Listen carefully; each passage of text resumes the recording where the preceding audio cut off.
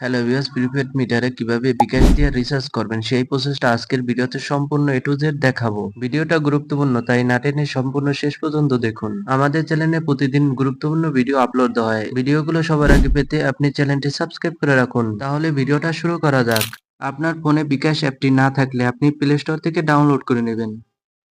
তারপর এখানে আমি ফিঙ্গারপ্রিন্ট দিতেছি। ফিঙ্গারপ্রিন্ট দেওয়া হয়ে গেলে এখানে লেখা আছে পে বিল, এটার উপরে একটা ক্লিক করে দিবেন। তারপর নিচে স্ক্রল করে আসবেন। আপনার মিটারটি প্রিপেড হলে এখানে ক্লিক করবেন। এখানে আপনার মিটার নাম্বারটা দিবেন, নিচে আপনার কন্ট্যাক্ট নাম্বারটা দিবেন। আমি এখানে মিটার নাম্বারটা লিখতেছি। আপনারা মনোযোগ সহকারে সম্পূর্ণ ভিডিওটা দেখতে থাকেন।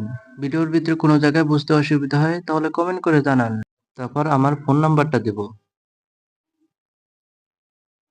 নাম্বার দেওয়া হলে নিচে লেখা থাকবে পে বিল করতে এগিয়ে যান, এখানে ক্লিক করবেন। তারপর এখানে আপনার অ্যামাউন্টটা দিয়ে দিবেন, কয় টাকা ভরবেন। তারপর নিচে এখানে একটা ক্লিক করবেন।